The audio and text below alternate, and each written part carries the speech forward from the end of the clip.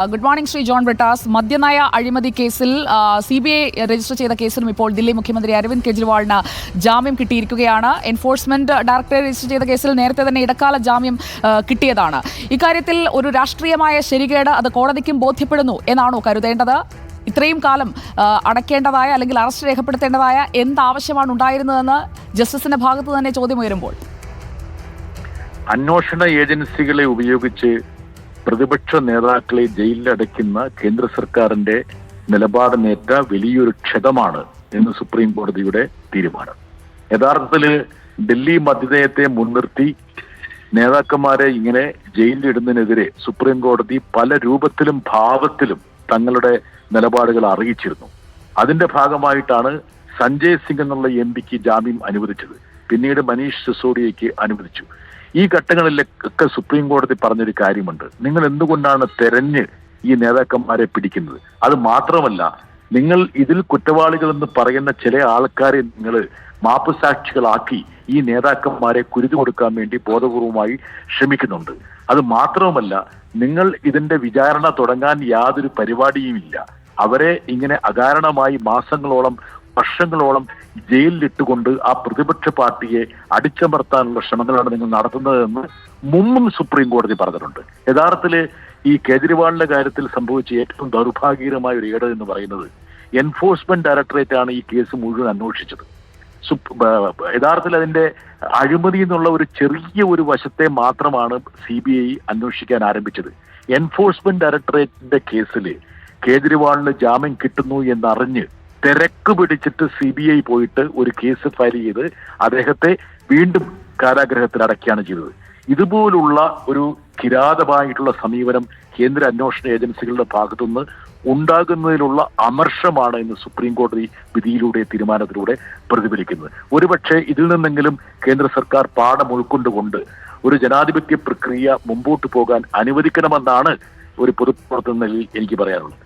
ശ്രീ ജോൺ ബ്രിട്ടാസ്, താങ്കൾ സൂചിപ്പിച്ചതുപോലെ ED കേസിൽ നേരത്തെ ജാമ്യം കിട്ടിയതാണ്. അപ്പോഴും CBI എന്ന് പറയുന്ന ഒരു വിലങ്ങുതടി അവിടെ നിൽക്കുകയാണ്.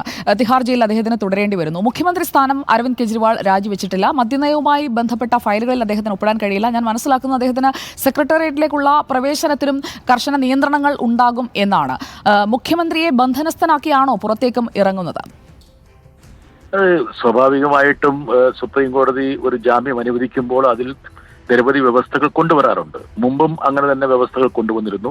ഇപ്പോൾ ഉപമുഖ്യമന്ത്രിയായിരുന്ന മനീഷ് സിസോഡിയുടെ കാര്യത്തിലും ആ വ്യവസ്ഥകൾ അവർ മുമ്പോട്ട് വെച്ചിരുന്നു. അതിൽ ഞാനൊരു അത്ഭുതം കാണുന്നില്ല. എന്നാ കാരണം വെച്ചാൽ ഇത് അടുത്ത ഘട്ടത്തിൽ സുപ്രീം കോടതി പരിശോധിക്കേണ്ട, അല്ലെങ്കിൽ കേജ്രിവാൾ കോടതിയെ സമീപിച്ച് നേടേണ്ട ഒരു ആശ്വാസമാണ്. പക്ഷേ ഇപ്പോൾ സുപ്രധാനമായിട്ടുള്ള തെരഞ്ഞെടുപ്പ് നടക്കുന്നുണ്ട്. ഇപ്പൊ ഹരിയാന എന്നുള്ള ഡൽഹിയുടെ അയൽ സംസ്ഥാനത്ത് തെരഞ്ഞെടുപ്പ് നടക്കുന്നു. അവിടെ ആം ആദ്മി പാർട്ടി നിരവധി പോക്കറ്റുകളിൽ ശക്തിയുള്ള ഒരു രാഷ്ട്രീയ പ്രസ്ഥാനമാണ്.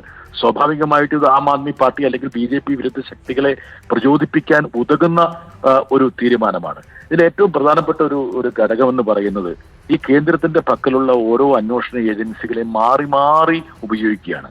ഉദാഹരണം പറഞ്ഞാൽ എൻഫോഴ്സ്മെന്റ് ഡയറക്ടറേറ്റ് കഴിഞ്ഞാൽ CBI, അത് കഴിഞ്ഞാൽ ഇൻകം ടാക്സ്, അങ്ങനെ ഓരോരോ ഏജൻസികളെയും രംഗത്തേക്ക് കൊണ്ടുവന്ന് പ്രതിപക്ഷത്തെ വരിഞ്ഞു മുറുക്കാനുള്ള ശ്രമമാണ് നടത്തുന്നത്. യഥാർത്ഥത്തിൽ ഇതൊക്കെ നമ്മുടെ പാർലമെന്ററി ജനാധിപത്യത്തിന് ഏൽപ്പിക്കുന്ന ക്ഷതത്തെക്കുറിച്ചൊന്നും നമ്മുടെ ഭരണാധികാരികൾ ചിന്തിക്കുന്നില്ല എന്നുള്ളതാണ്. പ്രത്യേകിച്ച് ഈ ഡൽഹി എക്സൈസ് കേസ് എനിക്ക് നന്നായിട്ട് അറിയാവുന്നതാണ്. അതിൽ സുപ്രീം കോടതി മാറി മാറി ചോദിക്കുന്ന ഒരു കാര്യമുണ്ട്: ഇതിന്റെ മണി ട്രെയിൽ എവിടെയാണ്? അതായത് ഈ പണം എങ്ങോട്ട്, ആരുടെ വഴി, എവിടെ എത്തി എന്ന് ചോദിക്കുമ്പോൾ അതിനുത്തരം പറയാൻ കഴിയുന്നില്ല.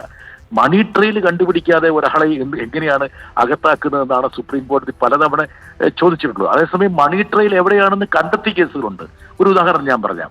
അതായത് അംബാനിയും അദാനിയും ട്രക്കിൽ പണം കൊണ്ടുപോയിട്ട് കോൺഗ്രസിന്റെ നേതാക്കൾക്ക് കൊടുത്തു എന്ന് ഇന്ത്യൻ പ്രധാനമന്ത്രി പ്രഖ്യാപിച്ചിരുന്നു. അപ്പം മണി ട്രെയിൽ വളരെ വ്യക്തമാണ്. കൊടുത്തയാള് അംബാനി, കിട്ടിയയാള് കോൺഗ്രസ്, കൊണ്ടുപോയ മാർഗം ട്രക്കില്. അപ്പൊ എന്തുകൊണ്ട് എൻഫോഴ്സ്മെന്റ് ഡയറക്ടറേറ്റ് അതിൽ കേസിൽ അംബാനിയെയും കോൺഗ്രസ് നേതാക്കളെ അറസ്റ്റ് ചെയ്യുന്നില്ല? മണി ട്രെയിൽ, അത് ഇന്ത്യ ഭരിക്കുന്ന ഇന്ത്യയുടെ ഏറ്റവും പ്രധാനപ്പെട്ട ഒരു സാരഥി ഭരണാധികാരി പറഞ്ഞിട്ട് അവിടെ മണി ട്രെയിൽ പോലും സ്ഥാപിച്ചിട്ട് അവിടെ എന്താ പോകാത്തത്?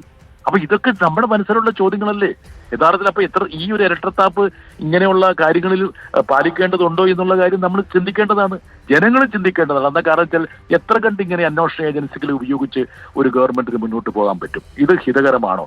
ഇത് യഥാർത്ഥത്തിൽ പട്ടാള ഭരണമുള്ള രാജ്യങ്ങളിൽ പോലും ഇത് നടക്കുന്നില്ലെന്നുള്ളതാണ് ഏറ്റവും വലിയ വിചിത്രമായ ഒരു കാര്യം. ഇപ്പൊ പാകിസ്ഥാനിൽ പോലും അല്ലെങ്കിൽ മറ്റ് സംസ്ഥാന രാജ്യങ്ങളിൽ പോലും ഇങ്ങനെ പ്രതിപക്ഷ നേതാക്കളെ ഈ രൂപത്തിൽ ചെയ്യുന്നില്ല. അപ്പം ലോകത്തിലെ ഏറ്റവും വലിയ ജനാധിപത്യ രാജ്യമെന്ന് കൊട്ടിഘോഷിക്കുകയും അതേസമയം പ്രതിപക്ഷ നേതാക്കളെ കാരാഗ്രഹത്തിൽ അടയ്ക്കുകയും ചെയ്യുന്ന ഒരു വിചിത്രമായ ഒരു രീതിയാണ് ഇന്ത്യയിൽ അവലംബിച്ചിരിക്കുന്നത്.